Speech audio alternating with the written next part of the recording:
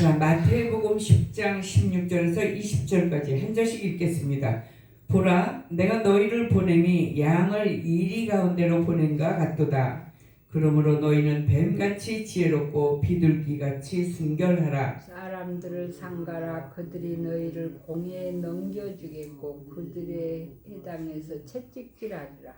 또 너희가 나로 말미암아 총독들과 임금들 앞에 끌려가리니 이는 그들과 이방인들에게 증거가 되게 하려 하심이라. 너희를 넘겨줄 때 어떻게 또는 무엇을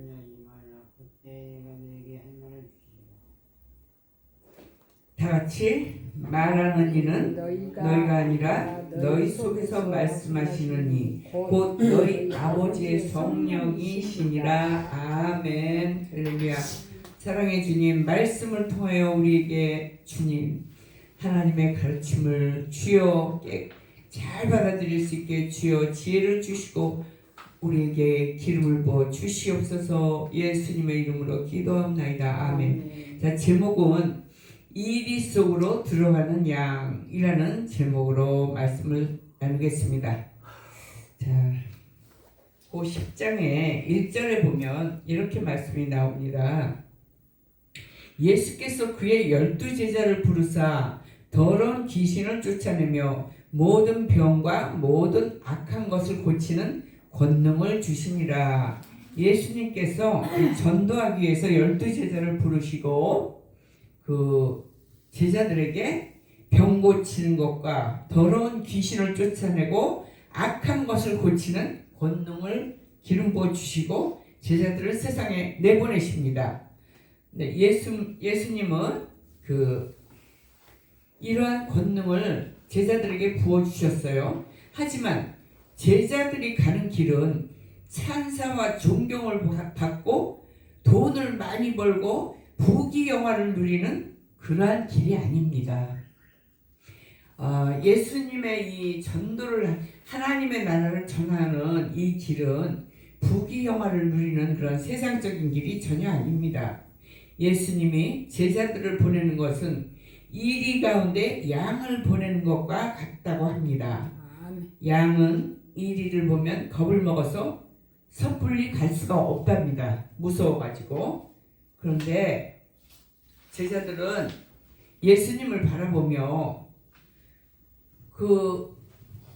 예수님을 온전히 믿음으로써 뒤따르며 나아갈 수가 있었던 것입니다. 하나님의 권능을 가지고는 있었지만 제자들은 그것이 꽃길이 아니라 이리들이 들끓고 있는 광야로 들어가는 것입니다. 바로 예수 믿지 않는 이 세상을 지금 이리들이 들끓고 있다고 표현하고 있습니다. 성경은 뭐냐 하면 지금 우리들이 살고 있는 세상에 보면 악한 일들이 너무너무 많죠. 뉴스에서 막 그냥 살인하고 사기치고 막 사람을 막 캄보디아에서도 막 매질을 하고 요즘 세상에서도 어떻게 그런 일들이 있는지 우리가 정말 깜짝 놀랄 만한 그런 악한 일들이 막 돈을 위해서 그렇게 악한 일들을 막 행하는 거예요. 그러니까 일이라고 말하면 예수님을 거부하는 사람들을 말하는 건데, 그러니까 제자들이 가장 조심해야 할 것은 바로 사람입니다. 이리 같은 사람들인 만큼 제자들은 지혜로워야 하지만 한편 또한 그들은 비둘기같이 순결한 존재라는 사실도 잊지 말아야 된다는 거죠. 사람을 이렇게 보면 그 사람이 되게 못된 부분이 많은데도 그 안에 좋은 점이 한두 가지는 꼭 있죠. 그죠? 저 사람 되게 못됐어. 맨날 화만 내고 누구 흉이나 보고. 근데 그 안에도 뭔가 숨은 좋은 게 하나씩은 있어요. 바로 우리가 태어날 때부터 선과 악을 동시에 갖고 태어났는데 예수 그리스도를 영접하지 않으면 우리 영이 죽어 있어요. 욕만 가지고 살았어요. 우리의 욕이라는 거는 욕심뿐이에요. 이기심하고 나 혼자만 잘 살고 나만 가지려고 그러고 그러는데, 우리 영적인 것은 예수님과 우리가 교접하고 나면은 우리가 생각이 변화됩니다. 그래서 예수 그리스도를 영접하고 나서야 우리 그 육과 영이 같이 태어난 그 몸이 영적인 생명이 이제 부활하는 거예요. 우리가 예수 그리스도를 만남으로써 하나님의 세상이 바로 이런 거구나. 우리가 영적으로 자꾸 깨달으면서 자꾸 내 안에 있는 악한 걸 밀어내면서 우리가 이제 선해지기 시작하는 거예요. 예수님을 닮아가려고 애를 쓰고. 그래서 게다가 가장 믿을 만한 부모, 형제, 가족들에게까지도 죽을 만큼 핍박을 받을 수가 있답니다. 우리 집사님, 교회 나온 집사님도 그렇죠. 형제들, 남편들에게 그죠? 막 핍박받죠. 너나 다녀. 뭐 이런 식으로. 저도 마찬가지였으니까. 네, 예수님 역시 죽기까지 핍박을 받으신 것은 우리가 다 알죠. 그의 형제들에게, 예수님의 그 같은 배에서 나온 형제들에게, 또 그 태어난 마을 이웃들에게, 대제사장들에게 십자가에 못 박혀 돌아가시기까지 얼마나 큰 핍박을 받으셨어요. 그죠? 그 핍박에 비하면 우리들이 부모, 형제, 친지, 이웃에게 당하는 핍박쯤이야 아무것도 아니고 당연하다고 생각해야 합니다. 세상은 예수님을 마귀의 대장인 바알세불이라고 불렀습니다. 바알세불이라는 것은 귀신의 왕이라는 그런 뜻이었습니다. 그래서 그때 당시 예수님의 제자들은 미움을 받게 된 이유가 바로 예수님의 이름 때문이었습니다. 예수님의 이름을 들고 나가면 세상에서 환영을 받지 못했습니다.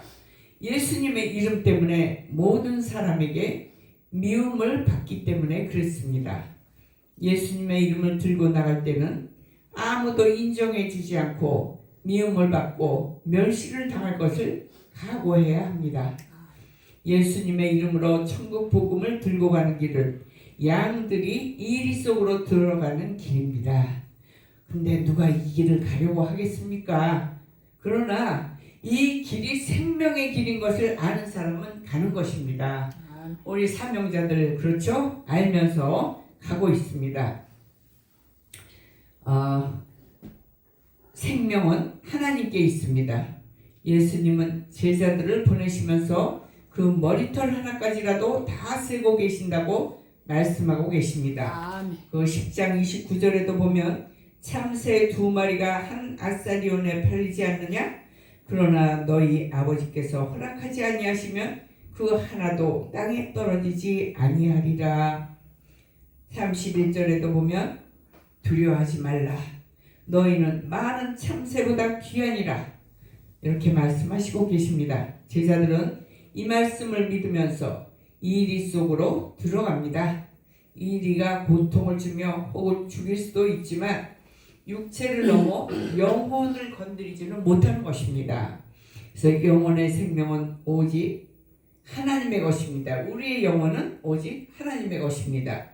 몸은 죽여도 28절에 보면 영혼은 능히 죽이지 못하는 자들을 두려워하지 말고 오직 몸과 영혼을 능히 지옥에 멸하실 수 있는 이를 두려워하라. 하나님을 두려워하라는 거죠. 자, 모든 사람들에게 죽음이란 정해진 것이니 두려울 것은 없죠. 그러나 예수 그리스도를 믿지 않고 죽음을 맞이하면 영원한 지옥에서 영원토록 고통당하는 것은 그것이야말로 두려운 일일 것입니다. 우리의 가정은, 우리의 가족들은 생명의 길로 들어가야 합니다. 그러나 전도하기란 그렇게 쉽지가 않습니다. 마귀들이 완전 무장을 하고 절대로 못 들어오게 마음문을 굳세게 지키고 있습니다. 그러나 우리는 어떻게 해야 전도할 것인지 너무 낙심할 필요는 없습니다. 19절에 보면, 10장 19절에 보면 무엇을 어떻게 말할까 염려하지 말라. 그때에 너희에게 할 말을 주시리니 말하는 이는 너희가 아니라 너희 속에서 말씀하시는 이 곧 너희 아버지의 성령이시니라. 성령이 그때마다 적절한 대답을 할 수 있게끔 인도하신다는 거죠. 그래서 우리는 성령께 모든 걸 의지하고 맡기고 기도하면 때가 되면 다 아버지께서, 성령께서 이루어 주십니다. 제 형제들도 제가 예수 7이나 되는데 내가 어머니 모시면서 많이 울었어요.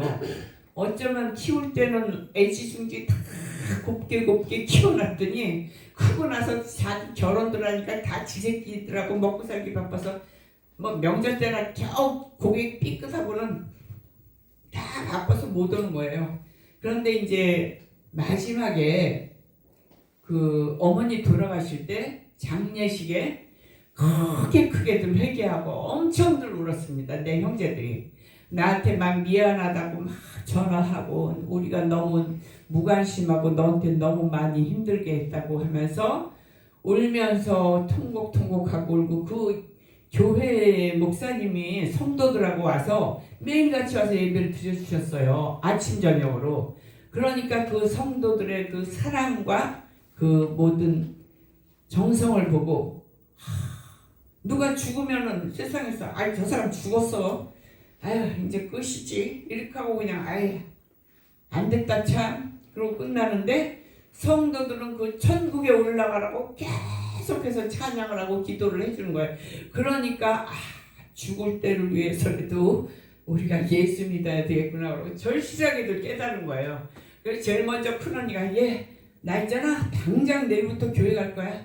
그리고 그 나머지 여동생 또 우리 언니 그 다음에 오빠하고 남동생이 이제 쟤네들은 안 갈 것 같은데 이제 어떻게 하나 그래서 우리 권사님 구역장 권사님한테 물어봤어요. 권사님 내가 어떻게 해야지 전도를 할 수가 있어요? 그랬더니 오직 기도밖에 없대. 그때만 해도 내가 초신자니까 집사는 집사였지만 초신자니까 내가 기도해봤자 하늘에 계신 하나님이 내 기도를 들어주실까? 안 들어주실 것 같은데 기도밖에 없대. 그리고 우리 구역에서 이렇게 막 모여서 식사하고 막 기도 뜨겁게 해요. 막 그러면은 뭐 다들 가정의 문제들 다 내놓고 기도하는데 뭐 가족들 구원을 위해서 엄청들 기도하는 거여서 나도 따라서 해보자. 저는 그때 홀몸이었으니까 이제 껐도 오살리 기도원에 가서 2박 3일씩 밤중에 거기 기도굴에 혼자 들어가서 촛불 켜놓고 하나님 우리 오빠 좀 구원해 주세요.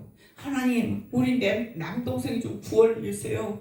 맨날 하는 기도가 그거였어요. 제발 예수 믿고 좀 구원 좀 받게 해달라고. 우리 오빠가 술 너무 많이 먹어가지고 밤중에 들어오면 문 열어주면 밖에서 문 열어줬는데 못 들어와요. 술에 취해가지고. 그럴 정도로 술을 그렇게 많이 먹고 다녔어요. 그러던 사람이 근데 엄마 장례식 끝나고 나서 나는 기도하면서도 그랬어요. 나 죽고 나서야 아마 내 기도 이루어지겠지 뭐. 안 갈 것 같아요. 저 사람들이 뭐 시도 안 먹혔으니까. 그런데 엄마 장례식 끝나고 불과 2, 3년 있다가 한둘씩 다 나가기 시작하더라고요. 남동생까지 나중에 나가더라고요. 그래서 어머 기도의 응답이란 게 바로 이런 건가 봐. 그러고 처음으로 체험했어요. 그래서 마귀는 자꾸 우리를 좌절시켜요. 야 기도해봤자 소용없어. 제가 교회 가라고 갈 것 같아? 근데 자꾸 교회 가! 너 교회 가! 그러고 막 야단치고 자식한테도 너 왜 교회 안 가? 그러고 야단칠 필요 없이 뒤에서 자꾸 기도하고 내가 삶의 표본이 돼야 되니까 모범이 뒤에서 살짝 훔쳐보면서 역시 교회 다니더니 무언가 틀리구만 이러고 느끼게 돼요. 그 사람들이. 그리고 마지막에 죽을 때를 이렇게 딱 보면 장례식을 통해서 꼭 그렇게 큰 은혜를 줍니다. 하나님이. 그래서 우리는 그렇게 실망할 필요 없고 그냥 무조건 때가 될 때 하나님이 어느 때를 택하셔요. 때에 크게 역사하십니다. 내가 눈물 뿌려서 기도한 만큼 반드시 역사하십니다. 자 21절에 10장 21절에 보면 자 우리 같이 읽어봅시다. 10장 21절 찾으셨어요? 네. 예, 아까 마태복음 10장 21절 장차 형제가 형제를 아버지가 자식을 죽는 데에 내주며 자식들이 부모를 대적하여 죽게 하리라. 또 너희가 내 이름으로 말미암아 모든 사람에게 미움을 받을 것이나 끝까지 견디는 자는 구원을 얻으리라. 아멘. 그리고 또 34절에 보면 자, 34절, 곧 조금 지나서 34절 같이 읽읍시다. 내가 세상에 화평을 주러 온 줄로 생각하지 말라.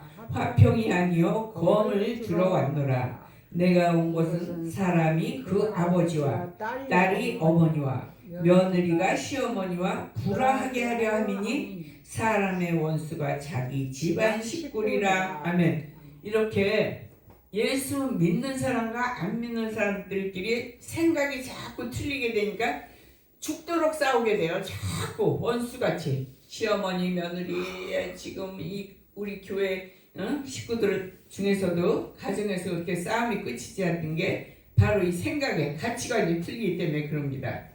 그래서 결론은 전도자의 큰 수칙은 성령을 받고 어떤 환경에서도 하나님만 의지하고 나아가면 되는 것입니다. 전도는 사람의 힘으로 할 수 있는 것이 아니라 전도는 하나님의 영, 성령이 하셔야만 가능합니다. 예, 그래서 우리는 그 상대방을 놓고 계속 기도하다 보면 어느 날 성령께서 일하십니다. 그 마음을 성령이 열어주십니다. 예, 전도는 손이 닿기 쉬운 것부터 하라. 예루살렘과 온 유대와 사마리아와 땅끝의 순서대로 전도하라고 하셨는데, 땅끝은 바로 저 아프리카 땅끝이 아니라 우리 가족이, 우리 친지가 바로 땅끝입니다. 거기서부터 시작해서 차츰 넓혀가라는 것이죠. 자, 우리 가족들이 생명의 길로 들어가야 되겠죠. 예, 그 길이 험해도 지옥 권세를 멸망시킬 수 있는 위대한 능력의 예수님을 믿는 믿음으로 기도하고 굳세게 나아가다 보면 때가 되면 하나님은 반드시 기도에 응답 주실 것을 믿으며 우리 모두 사단의 회방에 실족하지 말고 기도로 꾸준히 정진하는 저와 여러분 되시기를 예수 이름으로 축원드리겠습니다. 아멘. 할렐루야. 우리 찬양 하나 하고